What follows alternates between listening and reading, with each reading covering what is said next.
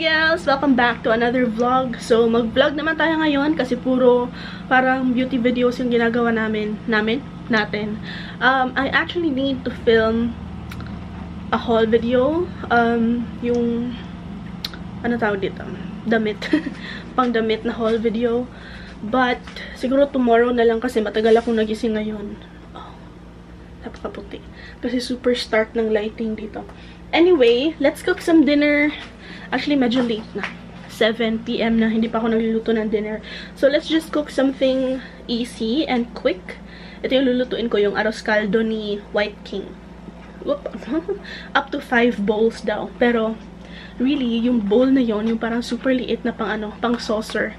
Ganun kaliit yung up to 5 bowls nila. 2 bowl lang to kung yung malaking bowl yung gagamitin mo, yung pang meal talaga. Okay. So, para dito, you just need 5 cups water and this one. And pwede mo rin siyang lagyan ng hard-boiled egg. Let's do that. Fried tofu and pre-cooked chicken strips. Ooh. Actually, para dito, meron din silang arroz caldo na version, diba? And I think, bilo-bilo, but I haven't tried that. Yung arroz caldo na, yung arroz caldo, ito yung arroz caldo. Yung, mali yan. That's a little late. Late siya ng, kasi dito 7:16 na. Pero dito 6:40 pa. Okay. Kasi meron silang ano nito, champurrado, and that is my favorite. But I'm saving that for breakfast tomorrow. Or I don't know when. Kung magising ako na maaga. I've been screwing up my my sleeping schedule. Like today, hapon na ako nagising.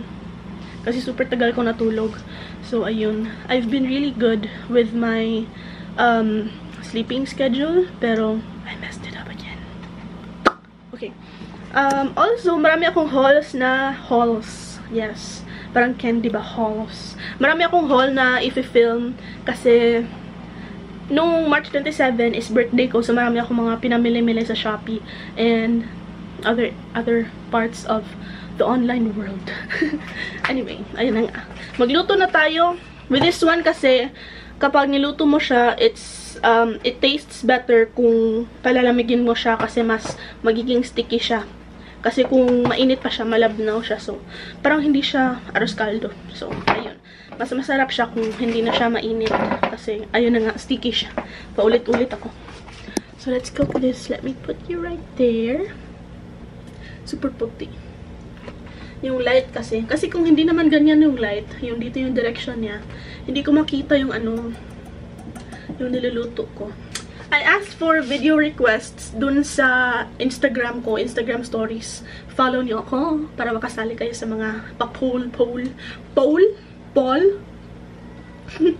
Maglalagay na lang din ako ng poll dito or dito. Here. Kung may mga video requests kayo. Or, hindi pala pwedeng ganun. In the comment section na lang kung ano yung mga video requests nyo. Kasi naubusan na ako ng makifilm. Right, so we need 5 cups of water. Dami no? 1 litro. 5 cups. So I'm gonna use this. And nakapatong kayo sa dispenser namin ng tubig. So, stay put lang kayo dyan. Hindi niyo makita. Tapos, isama na lang din natin yung itlog, diba? Let's do 2 eggs. Just in case pangit yung isa. Kasi itong nabili naming mga organic eggs. Organic ba to? No, free-range eggs. Parang like 30 sila. And then like 5 out of the 22 na nagamit na namin. Parang black siya. Ano ba yun? Dubok ba? Dubok. And then, ito na nga yung kanyang arroz caldo mix. And, maraming nagsabi na gusto niyo ng cooking vlogs. So, I'm gonna do that. Pero kailangan ko mag-grocery kasi ubos na yung mga pinamili natin last time. Hindi pa naman.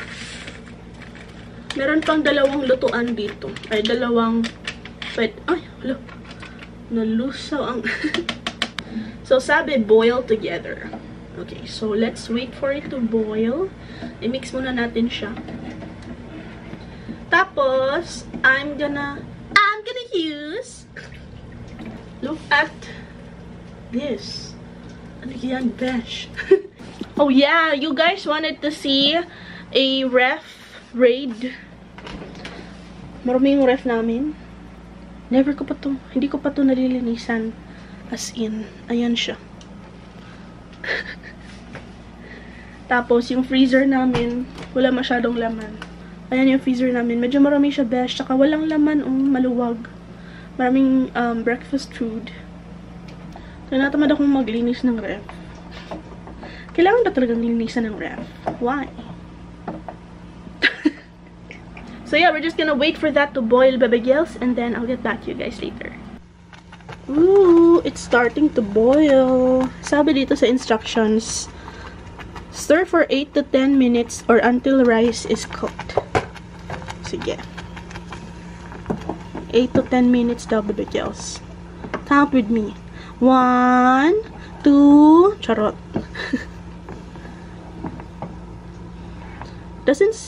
Hindi naman sinabi na stir na continuously. Ano bang term dyan? Or occasionally lang. Stir for 8 to 10 minutes. So, ganito ka for 8 to 10 minutes. Wow. Bongga. Okay, so let's just do this. Kainaan muna natin yung apoy siguro. Ayan. Masyado siyang wild. Masyado siyang wild, baby girls.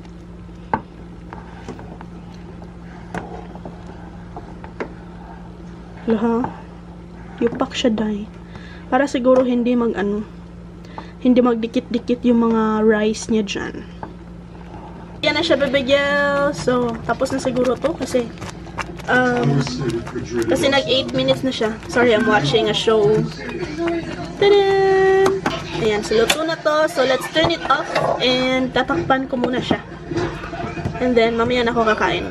And then here, nag-prepare na ako ng kalamansi. 3 siya. Actually, 2.5. Tapos, spring onions. And then, lagyan natin siya ng patis mamaya. Hindi ko pa ito nagagamit o yung grocery haul natin last time. And baby girls, so tapos na tayo mag-prepare ng dinner natin. So, while hinihintay natin yun, and mas lumapot, I'm gonna edit a video para ma-ready na natin for tomorrow. So, today's upload was a favorites video.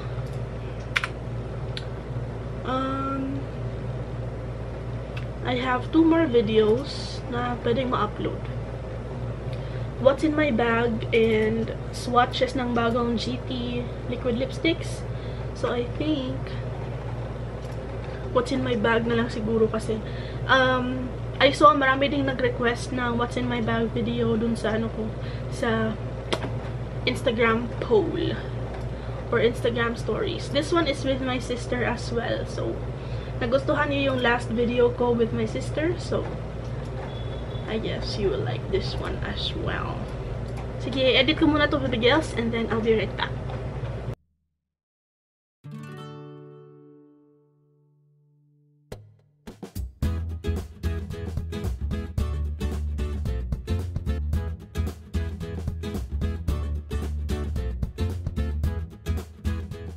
Ang dumi ng monitor.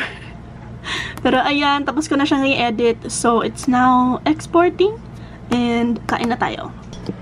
Gusto kong bumili nung nabibili sa Miniso na sinispray lang. Tapos, i-wipe off mo. Para sa screen ba. Pero sabi ni Kenneth, hindi daw okay yun. Kasi papangit daw yung monitor. Kasi marami yung namin, monitor. Ang daming kagid. Marami siya libag. Nakakaloka. So, ayun. Have you guys tried that para sa mga screen ng inyong ganyan talaga. Para sa mga screen ng inyong monitor? Please tell me. Kasi gusto kong bumili. Natakot naman ako baka masira. Ako makakabili ng ng pamalit. By the way, baby girls, we bought a new mattress. Matigas na siya. Hindi ko mapakita sa inyo. Thick siya compared to the old mattress. Meron kasi siyang bedsheet. Ayan siya. Ayan siya. Can you see? Can you see? Can you see under? Bagong-bago. Maputi pa siya. Ayan. Meron akong... Itong white kasi is our duvet cover. So, ayun. Nakakatuwa kasi ang sarap ng matulog. Kasi yung old mattress namin, sabi nung PT ni Kenneth, kasi diba sumakit yung likod niya.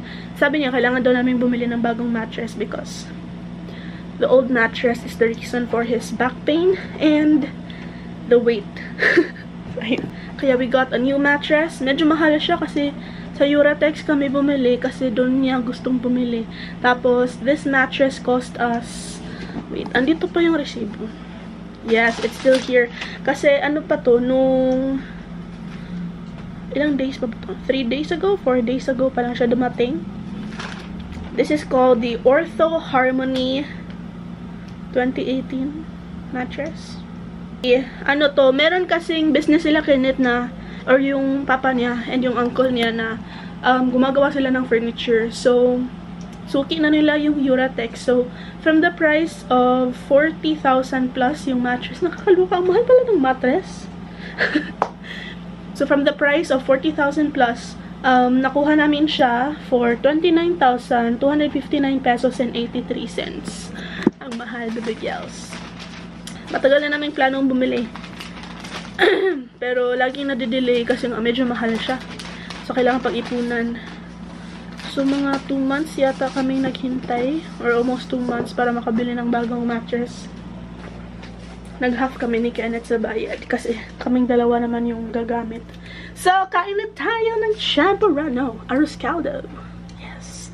I really like this pangluto na nabili namin sa sa SM. I really like it. It's such a good buy. 800 pesos lang to naka-sale. Ayan na yung ating No, lagi kong sinasabi champorado. Ayan na yung ating arroz caldo. We need to rinse off the egg. Oh. Ayan, oh, sticky na talaga siya compared kanina na super labnaw. Oh, diba? Sabi ko sa inyo eh. Tapos parang naging parang rice na talaga siya na, ayan oh. Wait, where's the light? Ayan.